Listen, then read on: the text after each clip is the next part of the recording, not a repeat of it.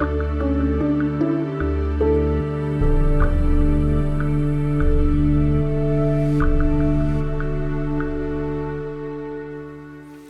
morning, and thank you for joining us this morning.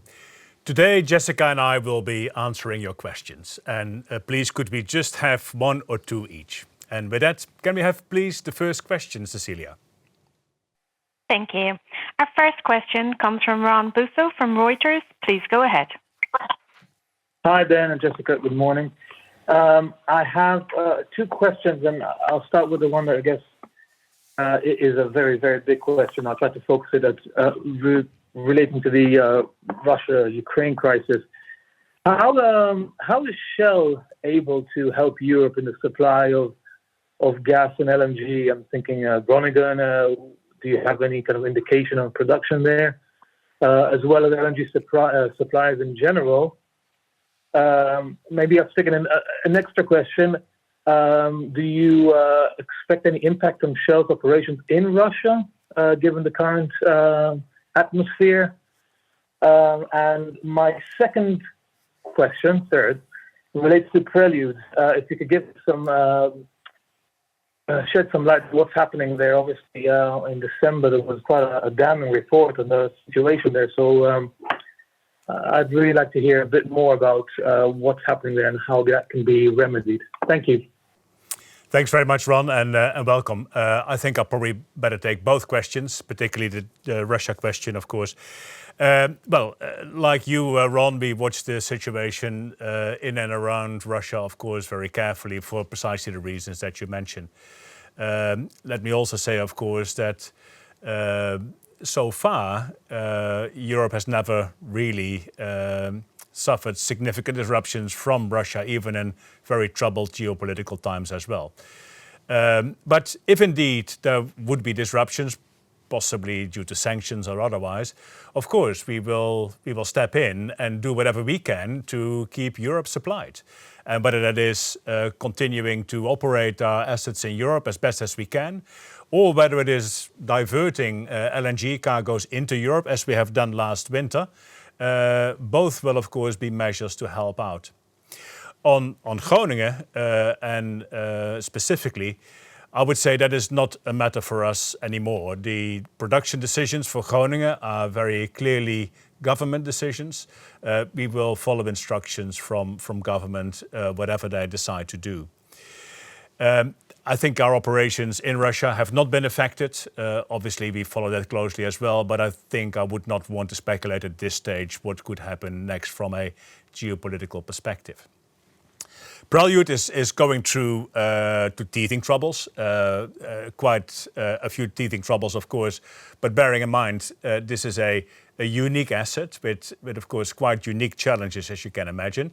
As a matter of fact, Ron, it had a pretty good reliability run in the second half of last year. But then you're right, in December, we encountered a fault, an electrical fault in one of the battery systems that are associated with the uninterruptible power supply. And we need to resolve these issues comprehensively and carefully before we restart. It's not been made easy because of the pandemic, as you can imagine. It's a remote facility. It's difficult to get people in. To get a vendor specialist in means that that person will need to quarantine for weeks before they can go on board. So these problems compound the issue a little bit. But also we just want to make sure that whenever we restart, we know that we have solved the problem. We can do so safely. We work very closely with NAPSIMA, the regulator, to do so. But indeed, it is out at this point in time. And for now, we expect it to be out for most of Q1. Thanks, Ron. Cecilia, can I have the next question, please? The next question comes from Laura Hurst from Bloomberg. Please go ahead. Hi, morning, Ben and Jessica. Two questions from me. The first is, can you give us a sense of what your priorities are going forward and whether they've changed, given that you've obviously passed your 65 billion net debt reduction threshold by quite a margin, and your capex has gone up, but it's still, given inflationary pressures in the industry, not maybe a huge amount. And a more general question: do you think the energy supply fears and the high prices we're seeing today, do they suggest that the industry maybe overreacted back in 2020 with all their cuts and investments to investments and jobs? And do you think the global economy today would be on a stronger footing if companies like Shell and others invested more in oil and gas production? I understand the second question very clearly, Laura. Let me deal with that first, and then perhaps Jessica can talk about the cash priorities, capital allocation, and capex. I think if you look at the macro situation at the moment, it is actually quite an extraordinary situation, quite a difficult situation as well, of course. First of all, for many households, but also for companies, including for us, for that matter, because we much prefer, of course, a stable and steady market development rather than the one that we are experiencing at the moment, much like a roller coaster. But it's undeniably true that, first of all, the recovery from the pandemic has been strong, particularly also in Asia. Now, you can say that's good news, but it does come with higher energy demand. It's also undeniably true that in places like China, we now see indeed an acceleration away from coal, which initially, of course, means more gas demand. So in the one hand, we see a booming market, particularly for gas, but also for oil. And at the same time, as you also point out, Laura, we are struggling as an industry to keep up with supply. And partly that is because of the fact that indeed during the lean years, we have all been very disciplined in cash preservation and in our investment decisions. But I think also more in general, I think certainly the publicly listed companies are focused a little bit more on the energy system of the future than on the traditional energy system of oil and gas. So yes, there are tensions. That will take some time to work out.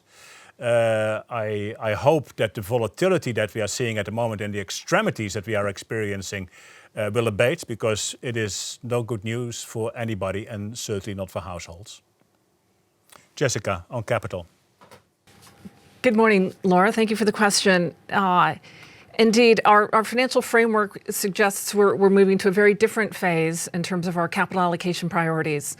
We generated some $55 billion of cash flow from operations, excluding working capital. That's enabled us to reduce our net debt by some $23 billion in the year to $53 billion. So we're on very strong financial footing going into 2022. This allows us to shift our focus away from balance sheet strengthening, which has been the focus for the last couple of years, and focus more on our growth agenda and shareholder distributions, both of which you're seeing today. Certainly on the shareholder distribution, stepping that up to $8.5 billion for the first half. And then on the capital expenditure side and the growth side, we've indicated that we look to spend a bit more this year, going to the $23 to $27 billion range. We think we'll be on the lower end of that, but it is a bit of a step up. I think there's two pieces to mention with that. The first is this is underpinning the kind of investment we're doing with the energy transition and focusing on our growth businesses, mobility, power, CCS, hydrogen, natural environmental solutions businesses as well. So it's increasing our spend in our energy transition spend. But the other piece that's important to keep in mind is that in this very strong macro environment, discipline with our capital allocation remains a focus for us. We've been able to achieve a lot more for every dollar we spend in capital over the last couple of years. We'll look to continue to do that. And we want to make sure that we're getting the right balance between having ambition on our growth, but ensuring that our spend remains prudent and that we grow our spend in a very measured way. Okay, thanks, Jessica. Thanks, Laura. Cecilia, who is next? Tom Wilson from Financial Times. Please go ahead. Morning, Ben. Morning, Jessica. Hey, Tom. And the bump of profits, particularly out of the gas division, is certainly going to draw the attention of UK politicians. We've had the Labour Party this week saying again that it's going to call for a one-off windfall tax on oil and gas company profits. I think Shell's the sixth largest gas producer in the UK's North Sea. I just wonder if you could respond to that call and say what your position is regarding this idea of a windfall tax in the UK to help pay for household energy bills. And then the second question, because the way in which you group integrated gas, renewables and energy solutions together, given the strong performance of gas, it's sometimes hard to see how well the renewables and energy solutions business is doing. So I wonder if you could provide some some figures on revenues out of that part of that division or the way in which it's growing. And linked to that, obviously, last week you announced the departure of Elizabeth Brinton after only 2 years running the renewables and new energy part of the business. There's been quite a lot of movement in that part of the business in the past 18 months, various different departures. I mean, are there any bigger problems there inside that business? Thanks. Yeah, thanks, Tom. So I see 3 questions in there. Let me take the first 2 ones, and then Jessica, if you can talk to the financial side and the split out. And Tom, let me first of all say, of course, the situation that we are seeing is, of course, very concerning and very extreme, and particularly, of course, for end consumers, and particularly, of course, for end consumers in the middle and lower income brackets. We are seeing very significant inflation all around, and particularly, of course, when it comes to energy cost. So it is a concerning picture, and we completely understand that. But what I said also in response to a previous question, of course, this is driven very much by a global dynamic, which as a small player like we are, with sort of 1.5% of energy supplies, there's only so much that of course can be done by a company like us. Booming demand for all sorts of perhaps even positive reasons, and struggling supply for understandable reasons. So that's the challenge and the backdrop against which we have to work. Now, what can and should a company like Shell do? Of course, is first of all make sure that here in the UK, for instance, the infrastructure that we have is operated well. And we do. I think we have been able to consistently operate very well with our assets in the North Sea, but also our onshore assets that are critical for bringing gas supplies to customers. The second thing we should do is bring gas from other parts of the world to alleviate the situation in Europe and particularly also in the UK. And what we have been doing, Tom, last year is diverting cargoes from other markets into Europe and into the UK. About 2 to 3% of our global LNG business is now directed towards the UK. So in that sense, we also help out alleviating the shortages that we are experiencing here. And the third thing, which may not sound very self-evident, but actually staying in business is an important thing as well. We have 28 suppliers of energy to end consumers that have fallen over in the UK. We have a business like that as well, which is, by the way, also struggling, but we have been able to keep it going by the financial strength that we have, but also taking on customers from those competitors who have not been able to deal with the outrageous volatility and disconnect that we have seen. I understand the concerns, and I understand also the need for politicians to react to it. But I would say, let's take a very close look at what caused these problems. And these problems are, of course, caused by regulatory changes that need to be updated just to make sure that companies like us can continue to invest and that make actually energy affordable. I am not convinced that windfall taxes, popular though they may seem, is going to help us with supply, nor is it going to help us with demand. But of course, we stand ready to be in dialogue with the government on all the measures that we can collectively take. On Elizabeth Brinton, Tom, I appointed Elizabeth. I recruited her at the time as the head of strategy for power. She did a great job. That's why I appointed her into the role that she led for the last few years. And I think she has done very well. I'm very grateful for the contribution that she has given. She felt it was time for a change. She moved back to the United States, has taken up a role there that I think is another matter for her to announce the details of. But we've parted on really very good terms, and I'm very grateful for what she's done. I wish her well. And that's all there is to it, Tom. Jessica. Good. So, Tom, on the getting kind of under the hood of our RES business, starting in the first quarter, I think you've probably picked up, we're going to expand our disclosures on RES. We recognize people want to have more insight, that investors need to have more insight in terms of how that business is performing. what I would note is a couple of things. Of course, these are growth businesses, so we're going to need to look at these and consider these and judge these on different characteristics than you would judge kind of our legacy business, if you will, that we've been running for decades, if not over 100 years. So our disclosures will provide more insight on our power business, also our CCS activities and our hydrogen activities.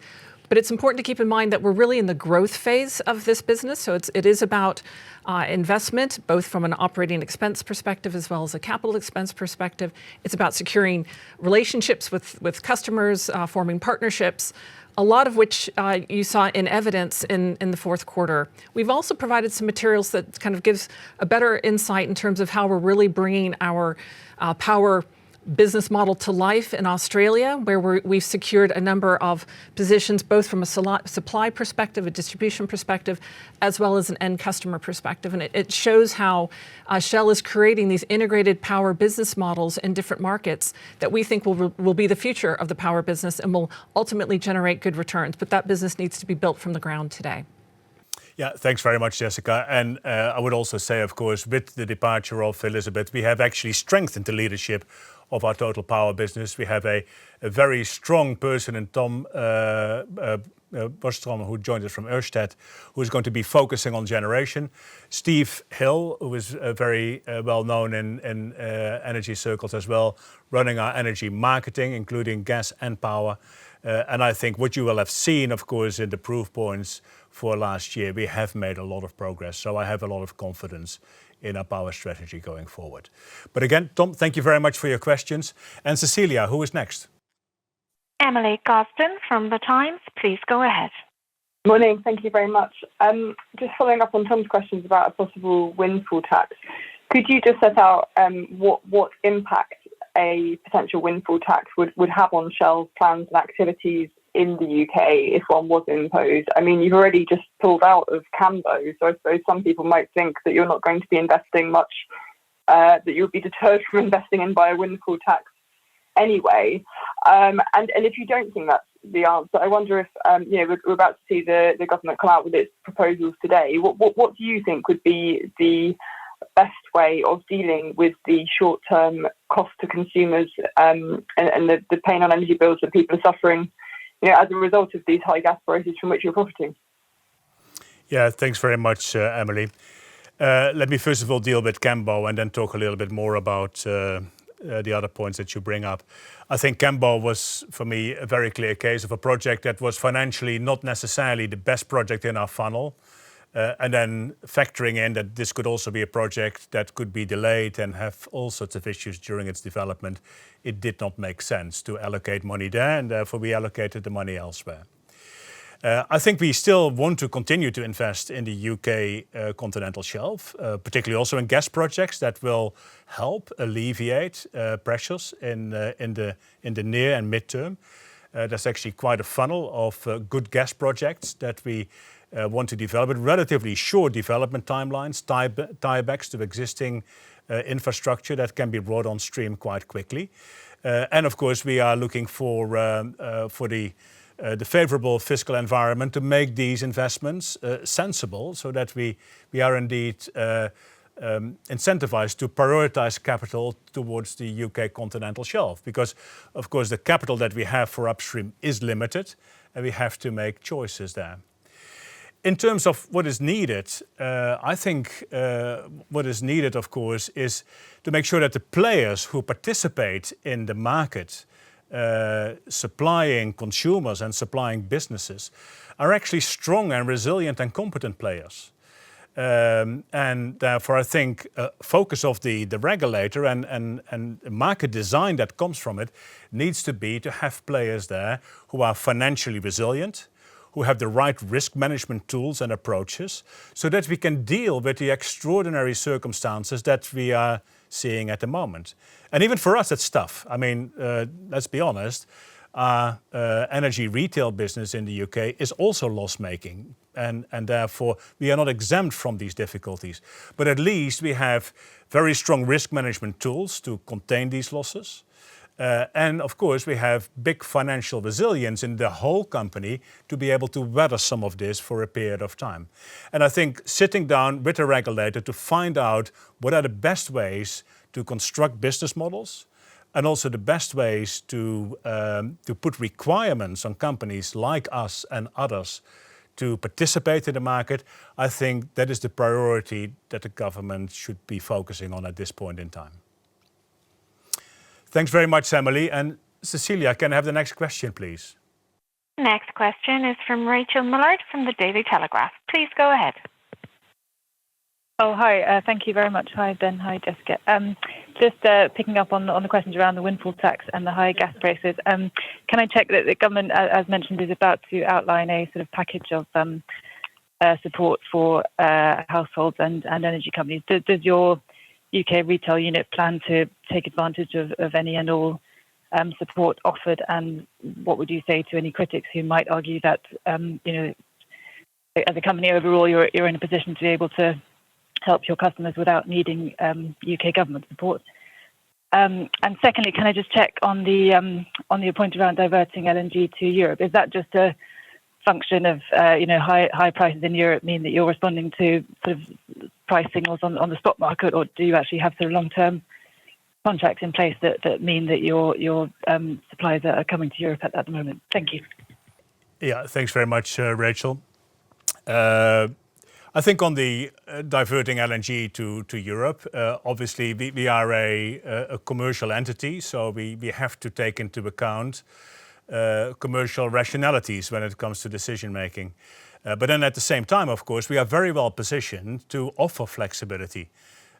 We are a very large scale LNG business. We have lots of optionality and flexibility in our portfolio. We do indeed have market access in Europe. And while Europe, maybe in years before, was not necessarily a priority market for us, because we saw more of the opportunities, for instance, for growth in places like Asia, South Asia, maybe even the Middle East. Of course, in times like this, when the shortages are clear, it does make sense, and it's also required to redirect cargoes into Europe. Now, the good thing is we are in a position to do so. Simply because we have built a portfolio with a lot of optionality and a lot of agility. So we can decide that it makes more sense now at this point in time to direct cargoes maybe away from Asian markets into European markets. But let's also be honest, that also then means that the European markets are competing effectively with Asian markets. And that is the reality, of course, of a global market that we now have for LNG. But the point is, we are in a position to help, unlike, of course, many other companies. I think when it comes to the specifics for the UK market, of course, as I said before, I completely understand the concerns, both from the government, but particularly also from consumers, when they look at the energy bill and how that component of their household spend is growing. And we have to sit down, therefore, with government to figure out what it is that we can do. And taking advantage of it, well, I don't think at this point in time, with a loss-making retail business, you can call us taking advantage of the situation. But that's beside the point. The point is, we are ready to be in dialogue, and we are already in dialogue also with the UK government to see how the situation can be alleviated and what lessons we can learn to make sure that the system that needs to be built is a bit more fit for purpose for some of the volatility that will no doubt remain with us. Thanks very much, Rachel. Cecilia, can I have the next question, please? Graham Hiscott from the Daily Mirror. Your line is open. Please go ahead. Good morning. Good morning, both. Sorry to sort of bang on about the same subject, but particularly from my readers' perspective, they'll look at these results and conclude that Shell has been profiting from these the situation which they're really very much suffering from. And I know you said you very much understand that, but that will be their conclusion. And particularly perhaps because at the same time as announcements, as they're feeling this impact, you're increasing dividends and share buyback. So that will sit uneasily with them as well. They could well be angry about that. So could you just address that? Thank you. Graham, I completely get that as well. But again, let's put this a little bit in perspective. What we are seeing is first of all, an extraordinary situation globally, where demand has run away from us a little bit. As I said, you could argue for good reasons: economic recovery, the pandemic getting behind us, countries really starting to act on the energy transition, and with that, indeed, calling for more gas demand. And at the same time, of course, supply really struggling to keep up. And that is a global situation. That is not a situation that is confined to the UK. I think that is everywhere. And it's also not a situation that can be easily resolved certainly not by a single company. That is the reality, and that is the backdrop against which we operate. And of course, the results that you are seeing are, of course, not the UK results. The results that you are seeing are our global results. That indeed do have benefits from the tightness that is currently existing in the market. May I add, on a period where it actually was the other way around. Now, then let me bridge to returns to shareholders. Where we were in 2019, we had very significant returns to shareholders. We were paying $15 billion of dividends and $10 billion of buybacks, so $25 billion of returns to shareholders.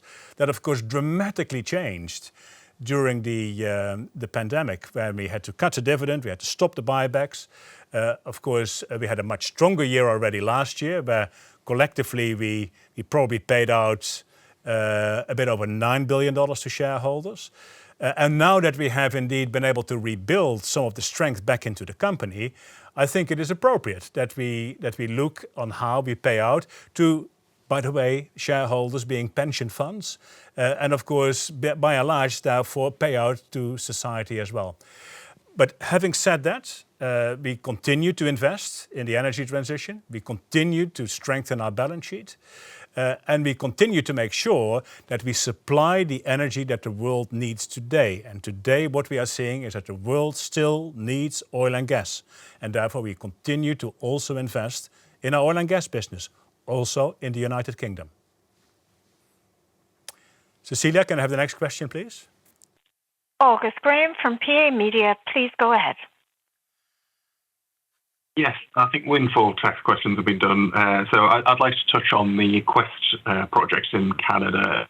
Global Witness reported that only 39% of the greenhouse gases that come out of that are actually captured at your plant. Is this data that matches your data? And if so, does it prove that blue hydrogen is just, frankly, a little bit silly? Yeah, thanks very much, Graham. Yeah, I've seen that as well. Let's just, and I'm sorry that I will have to go a little bit through numbers here. So what we have in Canada, our Quest project, is part of our larger Scotford complex, which involves an upgrader, it involves upstream, and it involves also refining and chemicals. That facility in totality generates about 11.5 million tons of CO2 per year. Of this 11.5, we capture net 4 and sequester that. That is Project Quest. That is a demonstration project that we started up in 2015 to demonstrate that CCS is functioning, can be done at scale. And it very clearly shows indeed that we can do this and that significant quantums of gas CO2 can be captured and sequestered. So we would like to say, look at the 4 million tons that we have sequestered successfully in this demonstration project. Of course, some of our detractors would like to say, yeah, but there's still 7.5 remaining from that facility, which is true, but that's a little bit beside the point as well. So the point is CCS works, and if we are doing CCS specifically for the production of blue hydrogen, you can make hydrogen in principle with zero carbon output. And that is what it is that we are needing to do. And therefore, I think CCS is, as far as I'm concerned, a clear proof point that this works. Thanks, Graham. And Cecilia, can I have the next question, please? Our final question today comes from Tom Brown from ICIS. Please go ahead. Good morning, all. Thanks for the time. Just a quick one. It seems like the impairments this quarter landed especially hard on chemicals. And I just wondered if you'd characterise the nature of those impairments, and if that's a kind of headwind that you see for the division going into Q1. Thank you. Jessica, that one is for you. No, thank you. I think we may need to come back to you because I'm not sure what you're referring to in terms of impairments in our chemicals business. We had gains and losses in the quarter as a company. On balance, we had gains with the close of the Permian divestment. The chemicals business itself had a bit of a softer quarter, so we're essentially kind of net zero return for us from an earnings perspective, and that was driven by the margin environment that we're in. But in terms of impairments, I'm apologies, but we'll have to come back to you because I'm not aware of any material impairments happening in our chemicals business this quarter. Thanks, Jessica, and neither am I. But anyway, thanks, Tom, and thank you all very much for your questions, and thank you for joining this call with us today. I hope it has given you some insights in our strategy and how we are getting on delivering the strategy. I hope you have understood a little bit better the financial performance that we delivered in 2021, and of course, very importantly, the outlook for 2022. But also, I hope that we will see you all at our annual LNG Outlook and the Shell Insights event for integrated gas that we will be hosting a little bit later this month. And Sawan will be there together with Steve Hill. So, wish you again a very pleasant end of the week. I hope your families stay safe and stay well. Thank you very much.